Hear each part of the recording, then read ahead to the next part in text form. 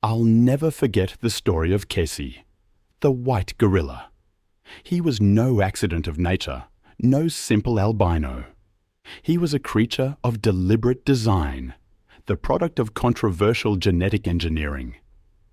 Scientists had tampered with his very being, hoping to display him as a rare spectacle, maybe even sell him off to some wealthy collector. On a spring morning, a miracle unfolded, witnessed by security cameras, yet defying all technological explanation.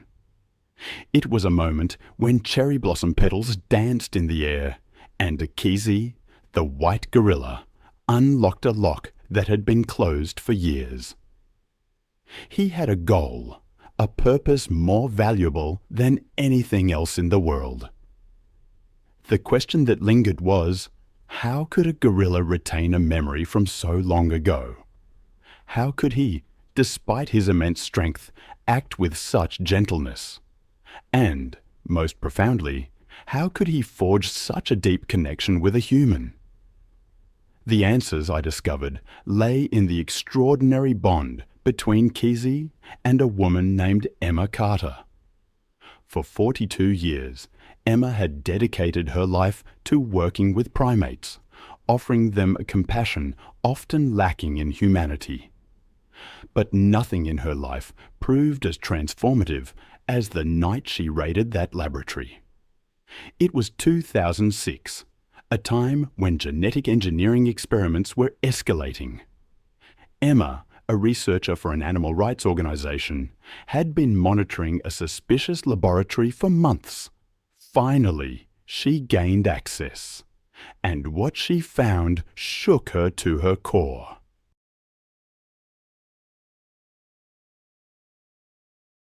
In a cold, sterile room, she found a 5-month-old gorilla infant with fur as white as snow, a stark contrast to the dark-colored gorillas in the surrounding cages. Examining the files, she learned the truth. This infant was a genetically modified being, not an albino, but the result of intentional intervention. This tiny creature lived without a mother, without love, treated merely as an experimental object. Something within Emma broke. She knew she couldn't leave him there. Risking her career, her freedom, and perhaps her life, she rescued Kesi that night. She gave him the name Kesi, meaning hope in an ancient language, because to her he represented hope for humanity, a testament to the strength of love over science. The initial days were challenging. Kesi was traumatized, crying through the nights, trembling in Emma's arms. But Emma remained steadfast. She warmed milk, sang lullabies for hours, and slowly earned his trust by consistently being there for him. As months turned into years, their bond deepened. Kesi's white fur seemed to glow brighter as he grew, reflecting the love he now received. His intelligence, empathy, and loving gaze amazed everyone. It was as if he was reclaiming all the love he had lost in that laboratory cell, multiplied. By the time Kesi turned 3, he had grown too large to climb on Emma's shoulder. Yet, every morning, he would still come to her side, resting his massive head on her knees, waiting for her hands to gently stroke his fur.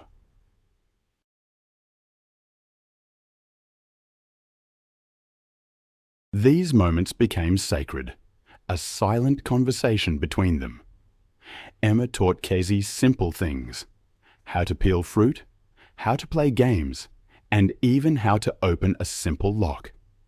She presented the lock as a fun activity, turning small buttons in the right sequence.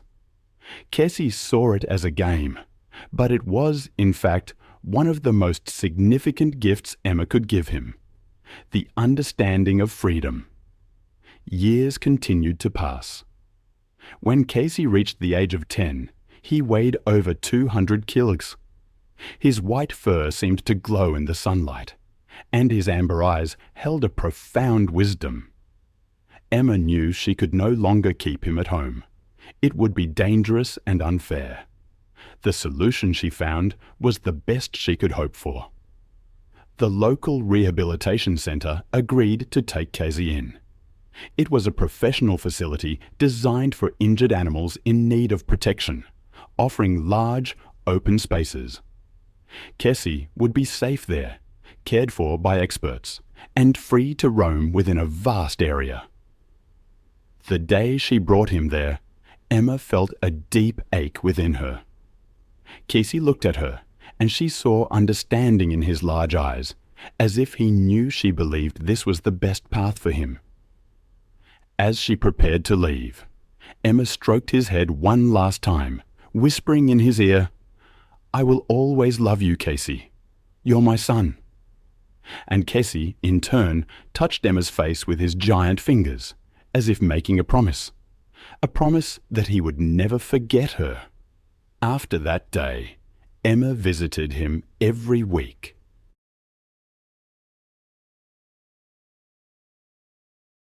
Although the centre's rules prevented direct contact, simply watching him from behind the bars was enough. Each time Kesi saw her, he would stand up, place his hands on the bars, and look at her with an expression that seemed to say, "Mum, you're here. Everything is." Time, however, was relentless, particularly towards Emma. By the time she reached 65, I remember reading about Emma's story for the first time, and a single line stayed with me for days. She understood everything, felt everything, but couldn't fully express anything. To be trapped within your own body, your mind sharp but unable to communicate. The thought is almost unbearable. But this was the reality that faced Emma.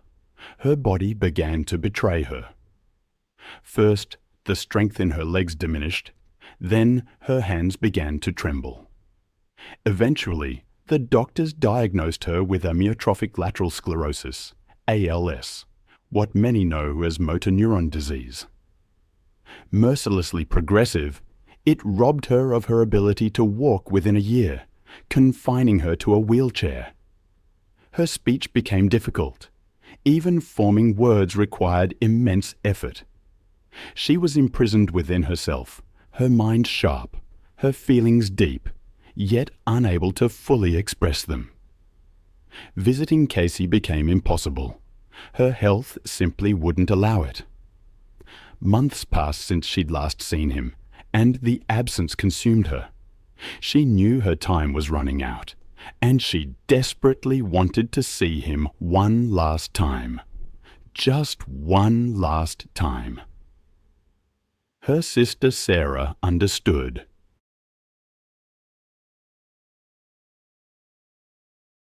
She contacted the rehabilitation centre and secured special permission. One spring morning, on a day when cherry blossoms danced in the air, she wheeled Emma to the centre. As they moved along the main path, people gave Emma pitying looks, but she didn't notice. Her attention was fixed on one thing. In the distance, in a large outdoor area, stood Kesi, like a white giant. Sarah slowly pushed the wheelchair toward the garden. The spring sun warmed Emma's face, and cherry blossoms landed in her hair. But she only wanted to see him, Kesi, her son. They stopped just before the bars.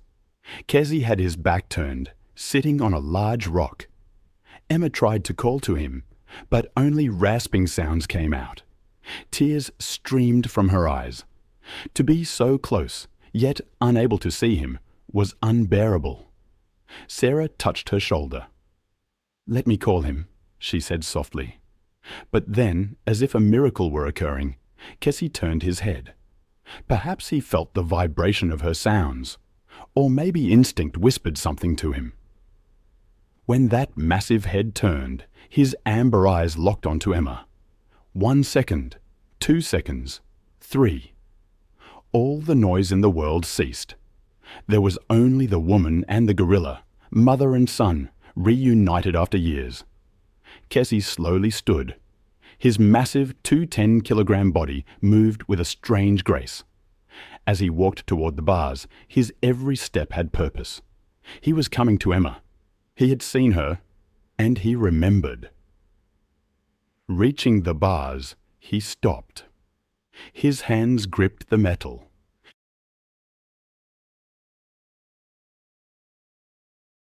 His head bowed, his eyes still on Emma.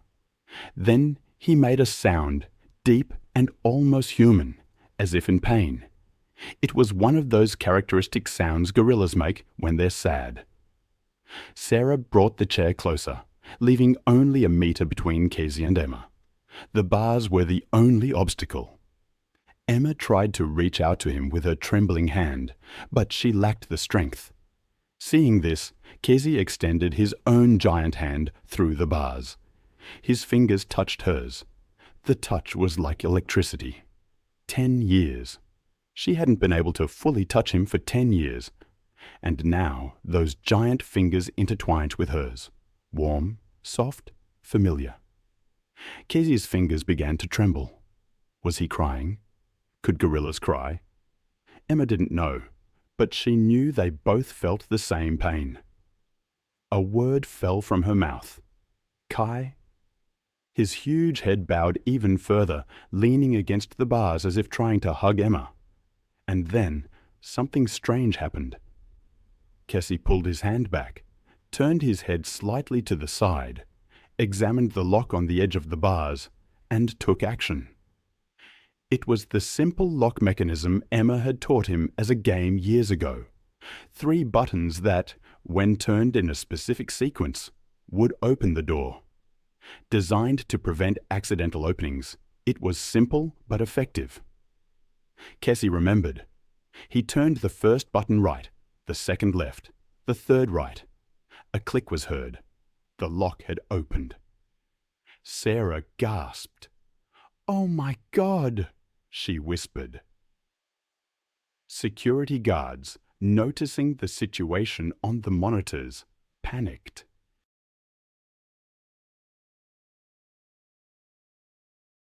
The alarm sounded, but Emma wasn't afraid. She looked into Kesi's eyes and saw no danger, only love. Kesi slowly pushed the door open. The metal bars creaked, and the giant gorilla, for the first time in 10 years, stepped outside freely. Security teams came running, tranquilizer darts and guns in hand. "Get back!" someone shouted. "The animal has gotten loose." But Kesi didn't even look at them. He only looked at Emma, and with slow, careful steps, as if approaching something breakable, he moved toward her. Sarah had frozen behind the chair, unable to move. Emma tried to signal her with her hand. "Let him," she said with difficulty. Sarah didn't understand. "What?" "Let him." Sarah's eyes filled with tears. She didn't want to leave her sister alone with this giant animal. But seeing the determination in Emma's eyes, she slowly backed away. One of the security team members shouted, "No, get away from there. This is very dangerous." I've seen many things in my years working with animals, but what I witnessed that day, it was something else entirely. A gorilla, a massive silverback named Kesi, meeting a woman named Emma. Their encounter wasn't just animal behavior, it was the meeting of 2 souls, a mother and son's farewell after years apart.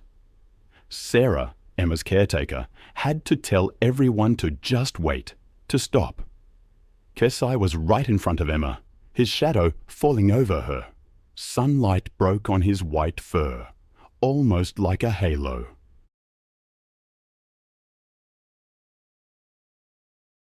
No one interfered. The security teams lowered their weapons. They saw it now. This wasn't a threat.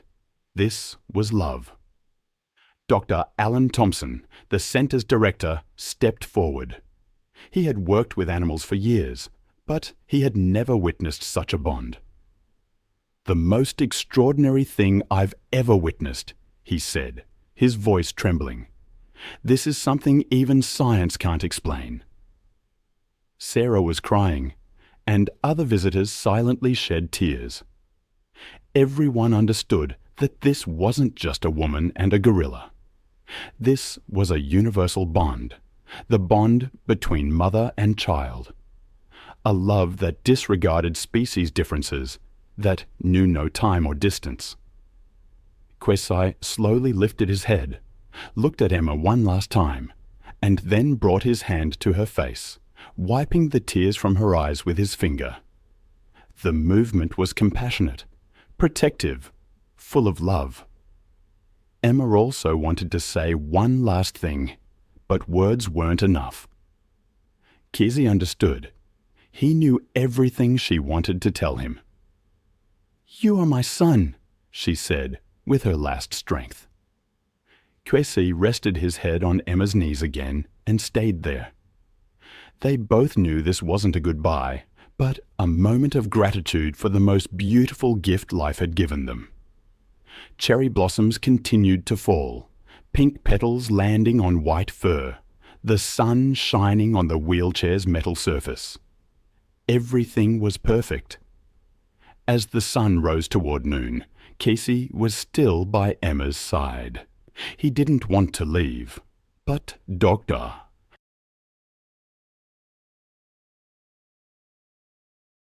Thompson approached with slow steps, holding a basket of Kesi's favorite fruits. "Kesi," he said softly, "come on, buddy. Let Emma rest." Kesi lifted his head and looked at the doctor, then back at Emma. There was hesitation in his eyes, as if he knew that if he left, he would never see her again. Perhaps he was right. Emma, gathering her last strength, gently pushed him away with her hand. "Go," she whispered. "Be well." Kesi placed his giant hand on Emma's one last time, held it tightly as if trying to transfer all the love within him, then slowly stood up, his eyes still on her.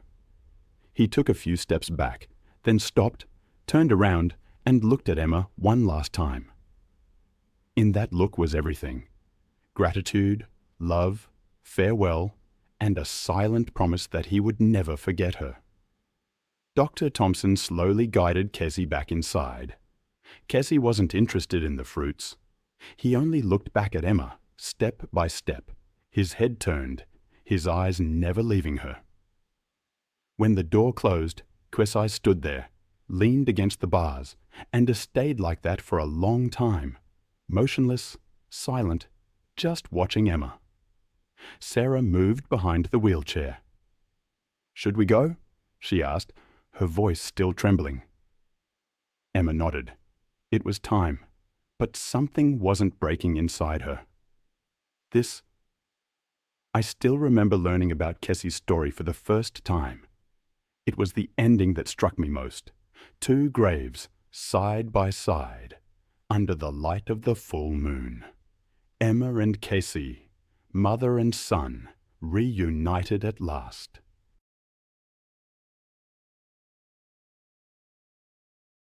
And even though it wasn't the right season, cherry blossom petals danced in the wind.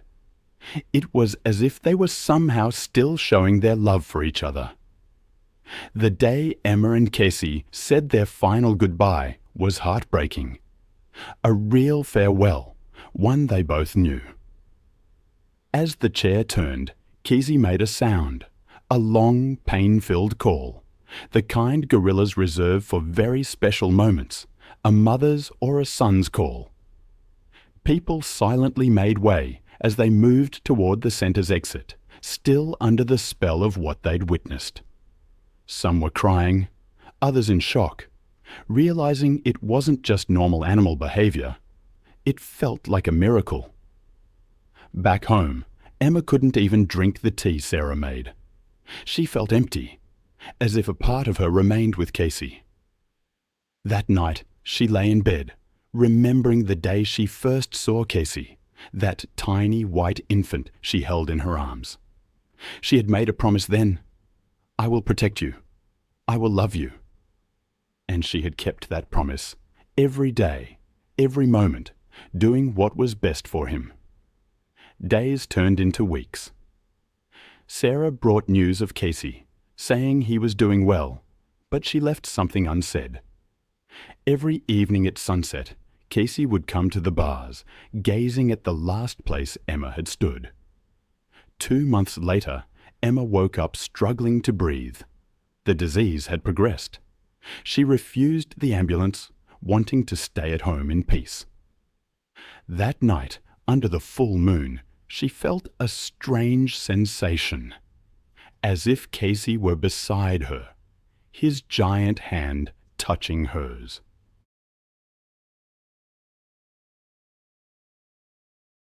She closed her eyes, picturing Kesi, his white fur, amber eyes, and gentle hands. She remembered that perfect last day, cherry blossoms dancing in the air, the sun illuminating everything. "Thank you," she whispered into the darkness. "Thank you for letting me love you, Kesi." And that night, Emma fell asleep peacefully. The next morning, Sarah found her gone, a smile on her face, a peaceful, happy expression, as if she had seen a beautiful dream. Dr. Thompson cried when he heard the news. Emma had not only saved an animal's life, but given him a loving, meaningful one. How would they tell Kesi? How do you tell a gorilla that the person he loved most has died? But Kesi already knew. That morning, he didn't come to the bars as usual, breaking his routine for the first time in days. He sat in the farthest corner of his area, head bowed, motionless, as if mourning. Dr. Thompson asked Sarah for Emma's favorite shawl and, in the early hours, left it in Kesi's area. Kesi froze when he saw it. He approached, smelled it, and his giant body trembled. He grasped the shawl, brought it to his face, and smelled it for a long, long time. It was Emma's scent, lavender and daisy. He gently pressed the shawl to his chest, bowing his head. From that day on, Kesi slept with that shawl every night, protecting it as if it were a treasure. It was his way of maintaining his connection with Emma. Months passed. Kesi slowly returned to normal, eating, playing, living.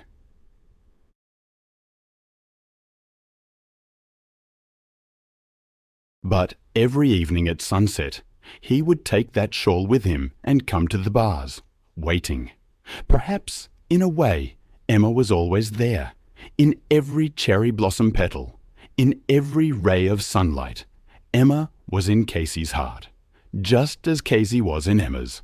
A year later, the Rehabilitation Center erected a small but meaningful monument in Emma's memory, made of white marble. It depicted a woman and a gorilla hand in hand with the Inyan. Emma Carter, 1964 to 2026. She taught that love knows no language, species, or barrier. On the day of the unveiling, Sarah and Kesi were both there. From behind the bars, Kesi watched silently. After the ceremony, Sarah went to his side, looked at him, and saw a sad but grateful look in his amber eyes. "You loved my sister very much, didn't you?" she said with tears.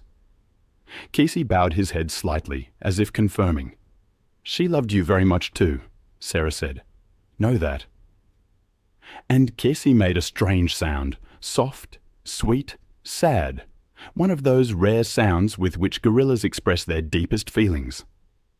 Years passed. Kesi lived a long and happy life. Grey strands appeared among his white fur, but the sparkle in his eyes never disappeared, and he carried Emma's shawl with him until he died. One autumn morning, Kesi peacefully passed away. Veterinarians said his heart had stopped, but caretakers said something else. He finally went to be with Emma. They buried Kesi right next to Emma's monument and wrote on it, Kesi, 2006 to 2023.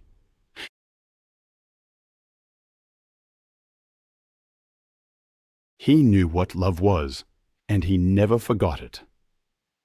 I've always been drawn to stories of unexpected companionship, and this one struck me deeply. To think of two souls, so different in origin, finding solace in each other's presence. It's a testament to the enduring power of connection. I find myself reflecting on how these bonds form, often in the most unlikely of circumstances. The fact that they were together, that they found comfort in each other's company. It's a reminder of the simple beauty of shared experience.